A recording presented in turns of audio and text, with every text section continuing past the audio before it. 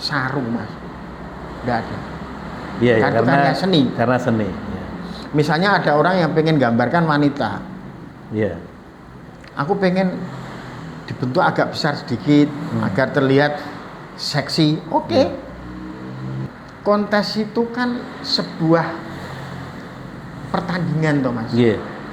Sebelum mengadakan kontes, tentunya dari penyelenggara ini menentukan siapa nanti jurinya. Lah, juri akan memberikan sebuah kategori. Oh, iya, iya. Prosesnya seperti itu mas. Iya, iya. Untuk Eropa pemakaian maksimal 10 tahun harus dipotong, buang, ya kan? Ganti. Tapi untuk Indonesia kok 10 tahun mas? 20 tahun aja masih dirawat. Itu Indonesia. Itu bahasa maju loh mas. Iya, iya. Tetapi kreativitas orang Indonesia itu sangat kreatif sekali. Kalau dari sisi artnya nggak kalah Pak ya? Enggak. Oh. Itu kreatif. Iya, iya.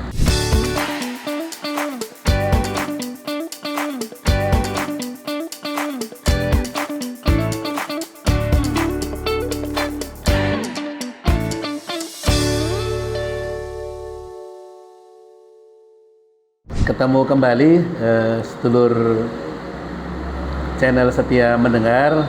Hari ini kita bersilaturahmi di rumah Pak Haji Nurholik. Iya, betul. Beliau adalah salah satu senior dalam urusan modifikasi truk Pak ya? Iya. Atau karoseri truk gitu. Sugeng sonten Pak Nur. Sugeng sonten mas. Jadi kalau kita di perjalanan itu kan sering melihat lalu lalang kendaraan, terutama truk itu. Yeah. Nah di truk itu kan selalu saja ada hal yang menarik Pak gitu. Nah, gambar-gambar, tulisan-tulisan yang menggelitik gitu. Yeah. Nah kita pengen mengerti lebih jauh Pak fenomena ini. Nah mungkin Pak Nur, Pak Haji bisa bercerita kepada pemirsa pengalaman di balik itu. Jenengan menekuni dunia ini sejak tahun berapa, Pak? Saya menekuni di bidang lukis truk itu tahun 87, Mas. 87. Ya. Sudah umur 17 tahun, lulus SMA, saya menekuni bidang tersebut sampai terakhir saya di tahun 2010 karena saya harus menekuni di bidang lain. Jadi hampir berapa ya Mas? Hampir dalam tanda petik pensiun tahun 2010. Ya. Ya. Pensiun. 30 tahun Pak ya? Kurang lebih 30 tahun. Dulu belajar dari mana Pak? Otodidak Mas. Murni otodidak Pak? Otodidak. Oh. Awal mulanya saya tuh seorang pendekor. Oh, dekor. Ya, dekor. Terus saya juga pernah nyablon. Nyablon ini antara dekor nyablon ini kan semua di bidang seni, Mas. Oh, nggih. Ya, terus saya lulus kuliah, lulus SMA. Dulu SMA atau SMK, Pak? Pertanian. Pertanian, Pak. SPMA. Yang di Timoho atau Enggak, di Brebes saya. Oh, Brebes nih. Pulang, di situ ada peluang untuk pekerjaan gambar. Saya masuk. Setelah saya masuk, ada salah satu pengusaha yang punya puluhan unit truk dari Yogyakarta datang ke Jepara. Oh. Sampai sana, saya layani apa yang beliau inginkan. Satu, dia bawa sampel cocok, akhirnya saya diboyong ke Yogyakarta.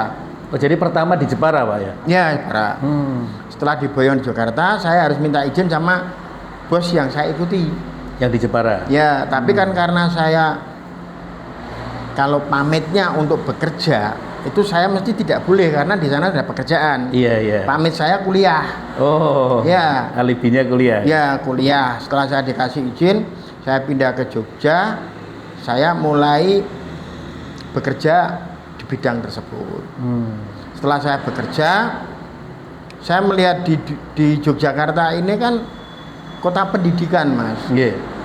Sedangkan umur saya kan umur lulusan SMA. Iya, yeah, masih muda sekali Pak. Ya, jadi kalau peluang ini nggak tak pakai, ya nanti saya penyesalan di akhir nanti. Maka dari itu setelah saya bekerja, saya punya penghasilan, saya berusaha masuk di perguruan tinggi ISI. ISI yang ada di Wonobrajan. Tahun 8. Oh, masih di Wonobrajan? Iya, tahun 88 saya masuk, ambil jurusan interior dan seni lukis, nggak diterima. Tahun 89 masuk lagi, nggak diterima lagi. Tahun 90 nggak diterima yang terakhir, saya langsung masuk perguruan tinggi pertanian, UMY. Setelah di situ saya tetap menjalankan misi saya sebagai pelukis bak truk. Sambil kuliah sambil lukis. Betul. Sampai lah saya mulai mengerekrut tenaga dan saya mulai mengikuti kontes-kontes yang ada di wilayah Yogyakarta, Jepara, sampai di Surabaya waktu itu. Nah dari situlah mulai saya merekrut usaha karoseri. Udah mulai berdiri sendiri gitu? Ya. Saya berdiri karoseri itu tahun 2000 Mas. Tahun 2000. Kalau dari 90 ke 2000 itu masih sebagai pekerja lukis, bukan pengusaha. Bedakan loh Mas. Iya. Itu antara pekerja. Nah, dari khusus ngelukisnya ya Pak? Iya, ngelukis sambil jualan aksesoris dikit-dikit ya gitu Mas. Terus ikut kontes, event di mana-mana seperti itu untuk mengembangkan karyanya. Itu Mas. Kalau yang dilukis itu biasanya apa Pak? Kalau saya tuh lebih condong ke armada. Armada? Ya, ke truk, terutama truk. Tapi misalnya konsumen punya unit dalam bentuk minibus, dalam bentuk bisa melayani juga. Ya, kita layani karena kita punya kemampuan. Tapi untuk di media kayak minibus, kayak mobil pribadi itu kita pakai sistem airbrush. Ya, tapi kalau untuk di unit truk itu ada dua macam, kita kuas sama airbrush, tergantung permintaan. Jadi kalau kuas ya benar-benar tangan Pak ya? Iya, tangan. Lebih sulit mana Pak antara yang minibus sama truk gitu? Kalau jiwa sudah menguasai Mas, tidak ada bahasa sulit. Gitu adanya itu kepuasan. Karena karya seni itu tidak ada yang jelek. Bagi yang membuat. Iya. Apalagi kalau diapresiasi sama orang. Betul. Namun kita ini bahasa kata menjadi pesuruhnya yang punya. Kita nggak bisa mengikuti kehendak diri sendiri nggak. Misalnya panjenengan punya unit, pengen digambarkan wanita, terus tak gambar laki-laki kan mesti nggak mau bayar. Padahal jenengan buatan truk misalnya ya. Ya, logikanya itu. Tapi untuk sedikit memanipulasi bentuk, saya bisa. Misalnya yang kecil agak dibesarkan dikit, bagian-bagian tertentu, saya bisa. Hanya merubah skala. Tapi kalau merubah jenis itu nggak bisa. Karena yang diinginkan mereka itu ya seperti itu gitu loh Mas. Terus biasanya konsumen datang kalau mau bikin gambar itu Pak, itu sudah punya tema atau dari Bapak yang menawarkan? Ada dua macam. Biasanya mereka sebelum berangkat itu punya keinginan. Keinginan di dalam hatinya. Impian, biasanya impian Mas. Punya impian ya? Ya, misalnya dia dalam hatinya, besok kalau aku punya unit, pengen tak gambari ini, pengen tak tulisi ini. Itu bentuk ekspresi Pak ya? Ya, itu dalam bentuk impian. Setelah dia terlaksana mendapatkan apa yang dia inginkan, baru diterapkan. Di istilahnya apa ya Mas? Direalisasikan lah. Gitu loh. Divisualkan dalam truk itu ya? Betul. Nah, impian itu kan kadang mereka ngikuti zaman. Di zaman. Berjalannya waktu dengan kehebatan perkembangan yang teknologi, muncullah sistem printing. Printing cetakan mesin itu loh Mas. Nah, itu mulai menurun, tapi kami selaku seniman di bidangnya itu tidak pernah gentar menghadapi model seperti itu. Kita tetap berkarya. Tapi permintaan yang non printing masih tetap Ada. Ada kan Pak ya? Ada, tetap ada. Pasti ada Mas itu. Iya. Pasti ada. Hanya kami sesama pelukis pun ada penyelenggara yang nanti juga akan ditandingkan karyanya. Yeah. Nah, tergantung dari penyelenggara itu bagaimana membuat sebuah kategorinya. Oh ya, kategori printing atau non printing ya? Ya, tuh. Kalau printing sebenarnya relatif ya dalam tanda petik gampang ya Pak, karena terbantu oleh teknologi loh. Ya, biasanya yang dilombakan itu sering-seringnya sistem kuas dan sistem airbrush. Iya iya. Iya. Tuh. Itu yang dua sering-seringnya tuh. Yang nilai seninya lebih tinggi kan? Iya, betul. Saya juga punya kenalan dosen dari ISI, dosen seni murni, Pak Yosep. Kemarin juga tak ambil selaku juri painting untuk sebuah event. Kami mengambil dari akademik. Iya. ISI itu Pak Yosep. Udah beberapa kali. Jadi terkait dengan seni ini, ya apa ya Mas? Konsumen tuh suka yang unik, suka yang unik, sehingga dibaca orang itu menggelitik. Iya. Seperti itu Mas. Iya. Dia nggak suka dengan tema-tema yang mungkin terlalu formal. Itu nggak suka, karena rata-rata tema yang ada di dalam goresan itu biasanya curhatan ya? Ya, curhatan. Curhat kepada siapa aja itu? Curhatan kepada seseorang, tapi dibentuk sebuah tulisan yang mana dia tuh merasa terwakili ya? Mewakili. Iya. Seperti itu loh Mas. Iya. Mantan pacarnya mungkin Pak ya? Bisa juga. Atau bosnya yang gajinya telat gitu Pak ya?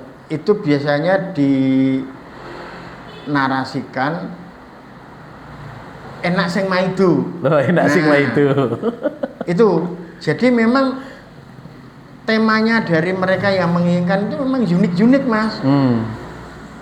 Dan setiap dia bisa melontarkan apa yang dia inginkan, itu kepuasan tersendiri. Iya. Kepuasan tersendiri. Pak Nur masih ingat mungkin ada satu konsumen yang minta apa terus jenengan sarankan, jenengan buatkan gitu? Sering Mas. Iya. Sering. Misalnya minta gambar wanita. Iya. Minta gambar wanita itu biasanya kalau seorang driver sukanya yang hot-hot. Iya, yang terbuka Pak ya. Ya. Dia merasa bangga kalau unitnya tuh ada gambar yang banyak disukai orang.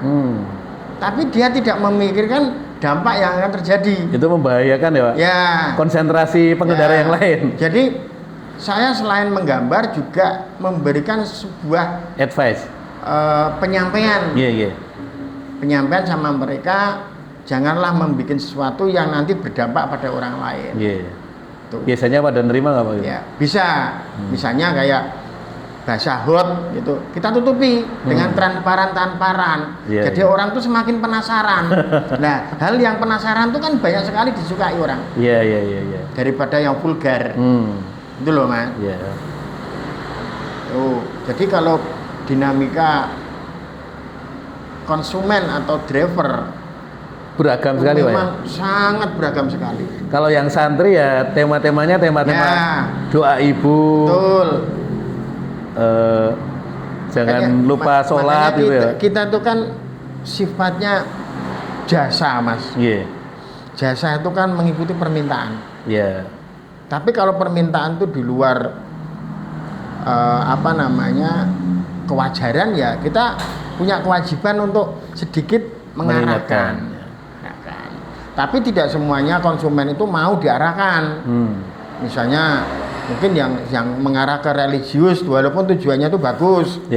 Tapi kalau konsumen itu dari seorang driver, belum tentu dia tuh mau menerima yang ke arah sana.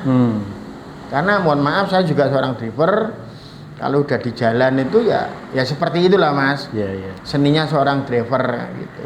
Tapi memang gambar itu karena tadi mengekspresikan curhatan, itu memberikan energi itu sendiri bagi drivernya Pak ya? Ketika gambar itu tertuang di armadanya gitu. Kalau energi sebenarnya enggak sih Mas. Oh. Kepuasan. Iya. Lain kan energi sama kepuasan. Jadi dia tuh merasa puas. Keinginan impiannya tuh tersampaikan. Iya. Tersampaikan di situ. Maksud saya kan terus menambah semangat kerja atau apa gitu. Kalau mungkin sebatas motivasi dia semakin impian saya terlaksana, tersampaikan, semakin giat untuk bekerja, semakin semangat ketemu dengan rekan-rekan, bisa dibaca, bisa dilihat, dan itu nantinya juga diimbangi dengan modifikasi. Jadi dunia pertrekan itu rata-rata aku ingin memamerkan, ingin menunjukkan ke orang lain bahwa aku punya, aku bisa, aku hebat. Iya. Tuh, itu di situ Mas arahnya. So gitu Pak. Iya. Nah, kami selaku jasa mau nggak mau harus itu mengikuti, mengikuti tapi tidak sepenuhnya 100% mengikuti. Gitu. Kita punya sedikit kewajiban untuk mengarahkan. Ini lebih bagusnya begini, ini lebih idealnya begini. Ini misalnya kita berbicara tentang seni itu tidak ada namanya sarung Mas, tidak ada. Karena seni. Karena seni. Misalnya ada orang yang pengen gambarkan wanita. Aku pengen dibentuk agak besar sedikit agar terlihat seksi. Oke. Tapi kita nanti berikan ornamen-ornamen yang nanti bisa sedikit membiaskan pandangan.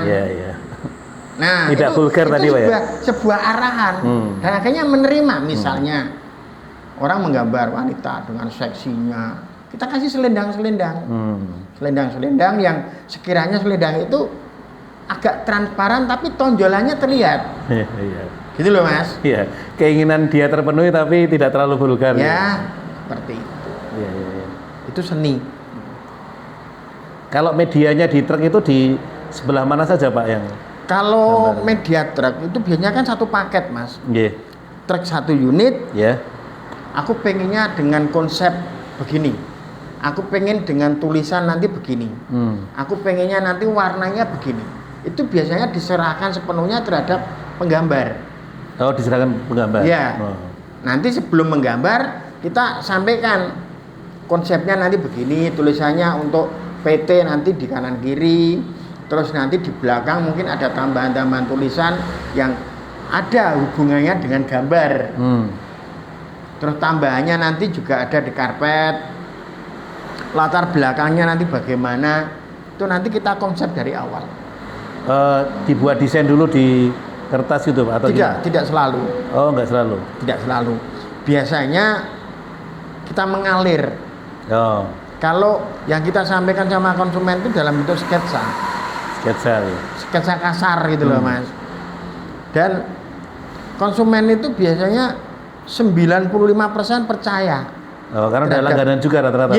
Dengan tukang gambarnya. Tapi kadang-kadang konsumen tuh minta begini. Aku pengen truk saya tuh digambar ini, latar belakangnya ini, terus nanti ada hubungannya dengan di belakang gambar ini, tulisannya nanti begini. Udah, yang bekerja itu kayak mesin itu ya tukang gambarnya itu. Sambil berjalannya waktu pengerjaan nanti ada tambahan-tambahan itu dia datang lihat perkembangan gitu Pak ya. Pengerjaannya untuk kuas itu biasanya 1 hari selesai Mas. Tapi untuk airbrush itu waktunya lama.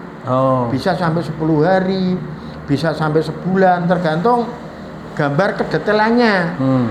Tuh rumit tidaknya Pak ya? Kedetailannya.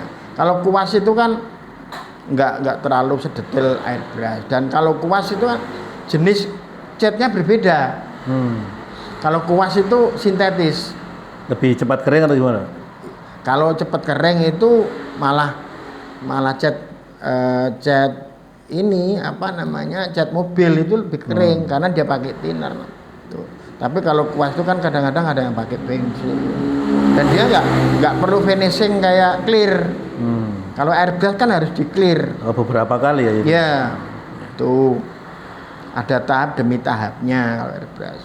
Kalau rata-rata dari awal sampai akhir berapa hari, Pak? Satu truk. Yang mana? Yang airbrush? Iya, misalnya airbrush. Tergantung konsepnya, Mas. Oh iya iya. Ya, kalau kayak serumit apa gitu, Pak ya? Ya, kalau misalnya latar belakang pemandangan, nanti di depannya ada gambar burung, gambar orang, itu kan kita tetap mengerjakannya agak lama, kedetailannya. Termasuk ketika gambar wajahnya itu wajah orang yang sudah dikenal, Pak ya, artinya harus mirip kan, Pak ya. Kalau orang yang relatif sembarang kan bebas ya, atau kalau gimana? Hasilnya, Mas, 100% nggak akan pernah bisa. Oh. Tapi mendekati bisa, mendekati bisa. Tuh. Tapi lebih sulit gambar tokoh yang sudah dikenal publik atau yang tokoh yang sama sekali tidak dikenal. Kalau seorang tukang gambar, Mas, itu nggak ada yang sulit sebenarnya sih, Mas. Oh iya iya. Iya. Yang penting kita kerjakan. Oh, iya. Kerjakan ya, nanti. maksudnya kalau yang sudah dikenal kan, wah kok nggak mirip ya gitu. Ada nggak pernah gitu? Kalau tidak mirip, ya mungkin yang namanya pelukis. Kuncinya adalah jam terbangnya. Oh iya. Iya. Bener nggak, Mas? Betul ya. Ya, saya tidak mendiskreditkan pelukis lain nggak loh. Iya. Semakin orang itu jam terbangnya tinggi, dan dia punya kemampuan dalam hal seniman lukis, dia semakin menguasai. Karena bahasa jam terbang ini kan waktu, Mas. Iya. Betul. Waktu. Untuk bulan ini hasil saya begini. Istilahnya tuh dari junior ke senior lah. Ya tadi kalau ke Pak Nur kan mungkin customer juga udah langsung percaya aja, pokoknya saya pengen gambar yang seperti ini gitu kan, nggak perlu detail-detail dibuatkan sketsanya, udah langsung jadi gitu Pak ya. Ya mungkin kalau orang yang paham dengan wajah saya itu pasti melihat ini orang yang masa yang lain belum pernah ada. Masternya master. Ya, yang jadi di Yogyakarta tuh memang saya penggiat pertama kali. Iya. Penggiat pertama kali sampai Yogyakarta tuh banyak unit-unit yang dilukis, truk yang digambar. Ya memang saya pertama masuk Jogja. Tapi kalau bicara truk sebagai media, sebenarnya kan kalau kita tadi mengarahkan ya, bisa mengarahkan itu bisa menjadi media yang efektif kan ya Pak, untuk edukasi, untuk memberikan motivasi kepada masyarakat gitu. Faktor utama itu keindahan. Keindahan ya. Yang kedua adalah penyampaian. Penyampaian saya pengen tersampaikan. Itu Mas. Tapi faktor utama keindahan. Semakin unitnya dilihat secara visual indah, semakin menjadi semangatnya dia untuk bekerja. Iya. Dan auranya juga kepada orang sekitarnya, Pak. Betul. Untuk di dunia truk ini kan ada dua, pemilik dan pengguna. Pemilik dan driver gitu ya? Iya, pengguna itu driver. Iya. Pemilik itu juragan. Iya. Kadang-kadang juragan itu kalah dengan keinginan driver. Tema ininya? Iya. Oh. Ada juga yang fiktif-fiktif. Jangan digambari pesan dari juragannya, jangan digambari yang tidak senonoh. Jangan digambari yang tidak pantas. Itu pesan. Ada yang dilanggar, ada yang dijalankan. Tapi yang datang pesan biasanya drivernya Pak ya? Ada drivernya langsung, ada sama pemiliknya juga. Macam-macam Mas. Iya. Macam-macam. Tapi bayangan kita kan semua otoritasnya di juraganya gitu. Ternyata enggak juga Pak ya? Enggak. Kalau di dunia truk itu malah rata-rata lebih dominan ke drivernya. Oh, karena dia yang pakai sehari-hari ya. Contoh aja, juragan pengen punya usaha jasa angkutan. Sebelum ngambil unit, ini kan menentukan produk dulu. Produk di Indonesia kan ada banyak mas, Toyota, Astra, Mitsubishi, banyak kan? Nah, biasanya yang dikasih kewenangan untuk memilih itu malah drivernya. Oh. Pernah terjadi seorang juragan membeli unit produknya ini, tapi yang bawa nggak mau. Aku suka yang ini. Akhirnya apa? Ditukar kembali. Sampai segitunya ya? Iya. Ada juga dengan sifat musyawarah antara driver sama pemiliknya dengan latar belakang masing-masing. Mungkin dilihat dari purna jual, mungkin dilihat dari tingkat keawetannya, itu dimusyawarahkan secara bersama sehingga menentukan pengambilan. Seperti itu mas. Unik sekali ya di dunia ya, karena begini mas, driver ini kan rata-rata lulus SD, sudah menjadikan pekerja yang bisa menghasilkan uang. Bahkan ada yang tidak sekolah pun juga bisa. Karena yang dibutuhkan dia tuh bukan apa ya istilahnya keintelektualnya, tapi skillnya, keahliannya, keahlian ini kan orang tidak harus mempelajari buku.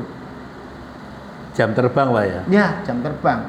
Kadang-kadang orang yang lulus sarjana belum tentu bisa menguasai jalan. Iya betul. Tapi lulus SD dia sudah menguasai jalan. Lah dari mana? Ya dari jam pengalamannya.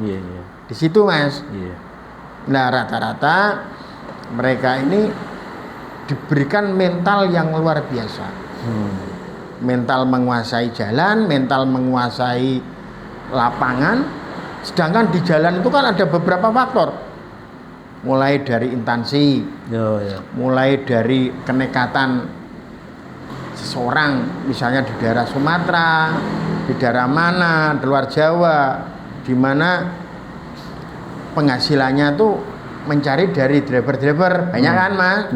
Nah dari situlah ada bajing loncat. Mereka itu sudah merasa bahwa aku sudah keluar dari rumah, ya sudah menjadikan seorang yang berani segalanya, dan semua itu tertuju kepada hasil, karena bekerja itu kan tidak lepas dari hasil mas. Begitu. Itu karena itu maka juragan sangat tergantung kepada driver pak ya. Dalam artian tadi kalau apa-apa pemilihan armada rata-rata seperti itu mas. Kalau mau di variasi juga gitu. Agar drivernya nyaman gitu. Dan itu juga ada yang sifatnya fiktif-fiktif, saling memberikan masukan. Ada juga yang juragan punya andil yang lebih kuat. Ya silakan kalau mau bawa itu mobilnya dengan kondisi seperti itu. Ya silakan enggak ya. Itu ada. Jadi ya memang macam-macam. Intinya seperti itu. Tapi relasinya unik gitu. Ini kalau di dunia jasa transportasi truk loh mas. Beda dengan jasa transportasi bis. Kalau bis itu rata-rata dikendalikan oleh kantor. Tuh. Karena driver bis relatif lebih mungkin lebih banyak mencarinya ya pak. Mencari alternatifnya bisa jadi. Ya karena bis itu biasanya pemesannya datang ke kantor mas. Tapi kalau truk itu mencari drivernya. Betul. Mulai tahun 2002 mas, setelah ada kontes, ada variasi, perkembangan modifikasi untuk truk itu sangat luar biasa. Pesat sekali pak. Pesat itu banyak menguntungkan modifikasi, banyak menguntungkan karoseri, dan banyak menguntungkan tenaga-tenaga ahli yang di bidangnya di situ. Kalau boleh tahu apa namanya kriteria-kriteria yang paling penting untuk penilaian itu apa aja, Pak? Penilaian apa? Kalau apa namanya ada kontes begitu ya. Kontes itu kan sebuah pertandingan, Thomas. Iya. Sebelum mengadakan kontes, tentunya dari penyelenggara ini menentukan siapa nanti jurinya. Lah, juri akan memberikan sebuah kategori. Oh iya iya. Prosesnya seperti itu, Mas. Iya iya. Juri membuat sebuah kategori yang diusung nanti berapa. Dia mau bikin kategori 100, kategori 50, kategori 10, itu yang disuguhkan.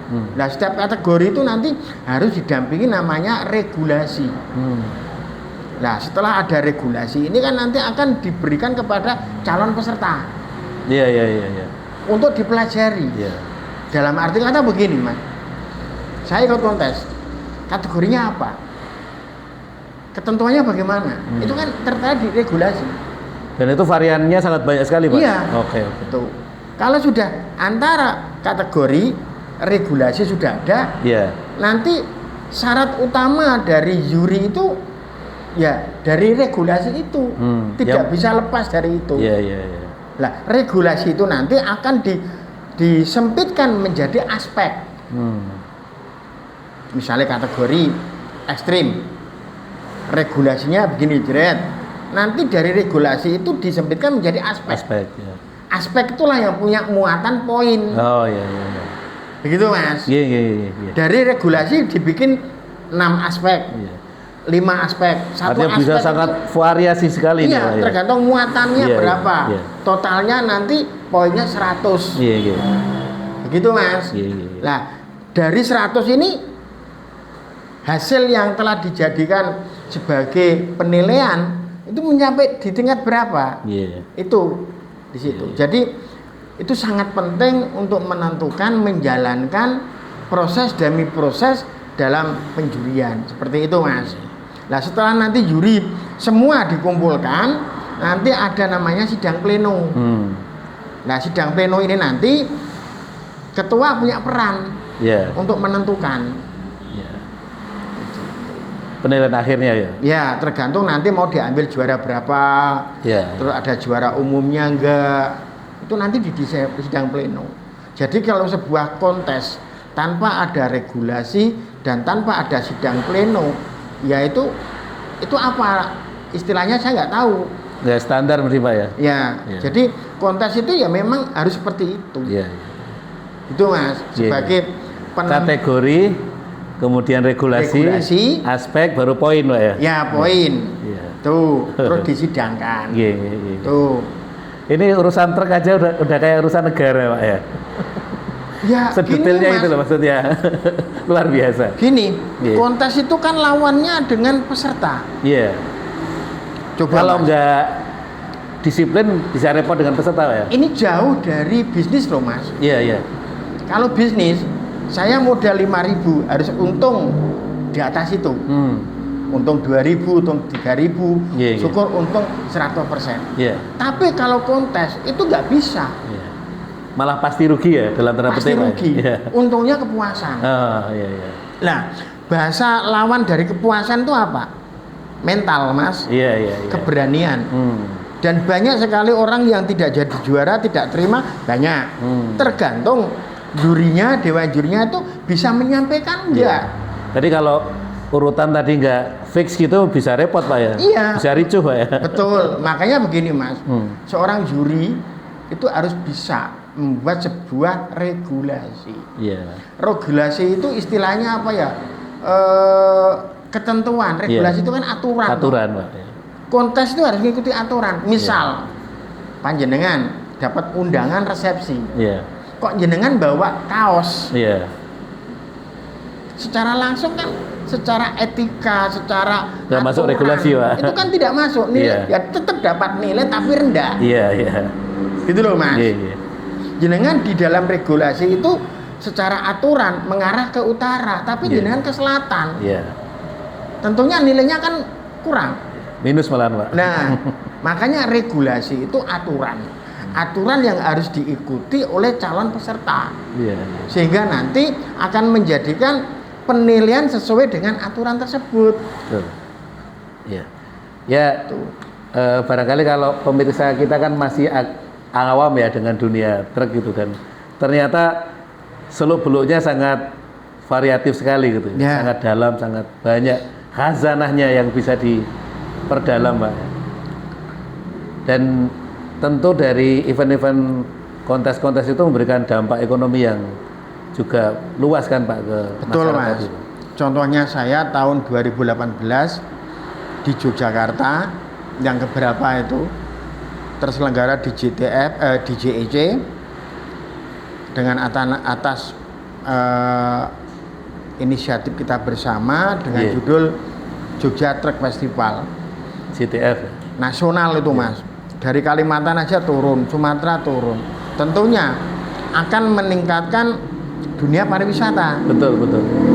Tuh, perekonomian tentunya ya nggak seberapa sih, tapi kalau itu bisa dijalankan dan alhamdulillah sebagai barometer kontes kemarin.